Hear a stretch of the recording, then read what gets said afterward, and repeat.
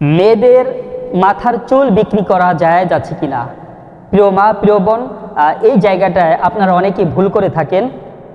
মহান আল্লাহ সুবহানাহু ওয়া তাআলা মানুষকে সম্মানিত করে প্রতিটি অঙ্গ প্রত্যঙ্গ মানুষের সব কিছুই আল্লাহ তাআলা সম্মানের করে সৃজন করেছেন, সৃষ্টি করেছেন।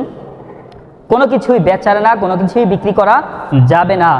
দেখা যায় যে কেউ যদি কারো কাছে অনেক টাকার বিনিময়ে একজন গরিব মানুষের কাছে চোখ চায়, সেই চোখ বিক্রি করতে চায় না। কেউ যদি হাত কিনতে চায়, হাত বিক্রি করতে চায় না। এমনকি শরীরের অনেক কিছুই বিক্রি করতে চায় না। কিন্তু আমাদের সমাজের রন্ধ্রে রন্ধ্রে পরতে পরতে একটি ভুল দেখা যায়। সেই ভুলটি হলো আমাদের মা বোনদের মাথার চুল উঠে গেছে। এই চুলগুলি একটা জায়গায় জমিয়ে রাখবে। জমিয়ে রাখার পর দেখা যায় যে বাঙালি বা এক শ্রেণীর মানুষ আছে যারা এই চুলগুলি কেনার জন্য আসে। যখন এই চুলগুলি কেনার জন্য আসবে, তারা হয়তোবা কিছু টাকা অথবা কিছু মজাদার কোনো খাবার দিয়ে চুলগুলি তারা ক্রয় করে নিয়ে যায়। এই যে ক্রয় করে ফেললো অল্প কিছু টাকা বা কিছুর বিনিময়ে, এটা গুনাহগার হবে। এই জায়গা থেকে বেঁচে থাকতে হবে। মানুষের প্রতিটি অঙ্গ প্রত্যঙ্গ সম্মানের করে সৃজন করায়, সৃষ্টি করায় মানুষকে আল্লাহ তাআলা সম্মানিত করে সৃষ্টি করেছেন। এর জন্য মানুষের কোনো কিছুই বিক্রি করা যাবে না।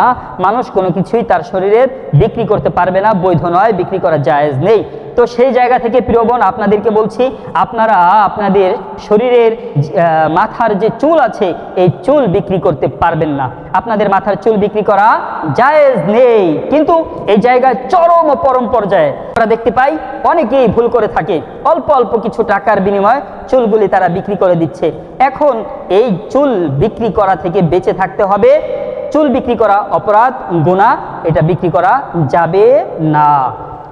আর এই চুল যদি কারো উঠে যায় তখন কি করবে? চুলগুলি যখন উঠে যাবে, একজন ব্যক্তির সাথে তার চুল, হাত, পা, নখ আছে। আল্লাহ তাআলার কাছে এই চুল, হাত, পা, নখ এগুলি সাক্ষী দিবেন আল্লাহ তাআলার অনুমতি ক্রমে।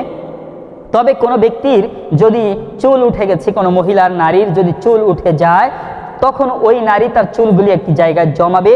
জমিয়ে রেখে সে তার চুলগুলি একটি নির্ধারিত জায়গায় মাটির নিচে পুঁতে রাখবে। সেটিকে মাটির নিচে দাবিয়ে রাখবে এবং একটা টাইম সে জায়গায় পচে এটি শেষ হয়ে যাবে।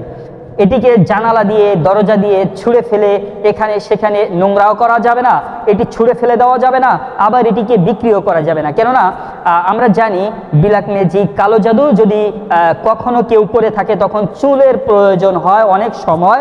আবার দেখা যায় যে তার পরিধেয় পুরাতন কাপড়েরও প্রয়োজন হয় অনেক সময়। এই যে চুল বা পরিধেয় পুরাতন কাপড় নিয়ে এখানে যারা এ ধরনের অন্যায় করে, ব্ল্যাক ম্যাজিক করে অথবা জাদুটোনা করে, তারা কালো জাদু করে, অনেক ক্ষতি করতে সক্ষম হবে, তারা ক্ষতি করতে পারবে।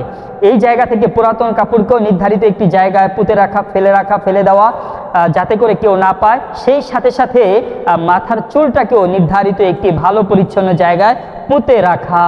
কেননা মাথার চুল আল্লাহ তাআলার কাছে বলবো, আল্লাহ আপনার এই বান্দি তো, আমি তো তার সাথে ওই টাইমে ছিলাম, ভালো কাজ করতো, ইবাদত করতো, সালাত আদায় করতো, নামাজ পড়তো, তো যাকাত দিত, অর্থ মানুষকে দান খয়রাত করতো।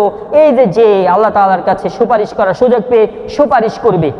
আর যদি তাকে বিক্রি করে দেওয়া হয়, তো আল্লাহ তাআলার কাছে এমন দাবিও করতে পারে যে আল্লাহ, সে অল্প কিছু টাকার বিনিময়ে, আমি তো তার সাথে ছিলাম, সে আমাকে বিক্রি করে দিল, সে আমাকে অন্যের কাছে দিয়ে দিল কিছু টাকার জন্য। আর এটি একটি অসম্মানের বিষয়ও, অসম্মানের ব্যাপারও যে তার শরীরের কোনো একটি অংশ, অর্থাৎ চুল, যেটি তার সৌন্দর্যের একটি প্রতীক ছিল, যে কোনো কারণে, ভিটামিনের কারণে হোক আর অসুস্থতার কারণে হোক বা যে কোনো কারণেই হোক, উঠে গিয়েছে। আর এই উঠে যাওয়ার মাধ্যমে সে জমিয়ে অল্প কিছু টাকায় তার মাথার চুলগুলিকে বিক্রি করে দিল।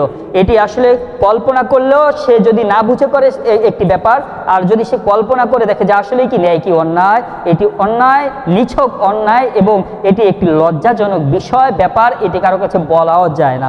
তো আমাদের আজকের মূল আলোচনার মূল যে বিষয় ছিল, সেটি হলো মানুষকে আল্লাহ সম্মানের করে সৃজন করেছেন, সৃষ্টি করেছেন। মানুষের প্রতিটি অঙ্গ প্রত্যঙ্গই সম্মানের। মানুষের প্রত্যেকটি অঙ্গ তার সাথে থাকবে, বিক্রিযোগ্য নয়, বিক্রি করা যায় না, বিক্রি করবে না। বাকি বিশেষ করে যে চুল উঠে গেল এই চুলগুলিও বিক্রি করা জায়েজ নেই, বিক্রি করা যাবে না, বিক্রি করবে না। যারা করেছেন তারা আল্লাহ তাআলার কাছে তওবা করবেন, ক্ষমা চাইবেন।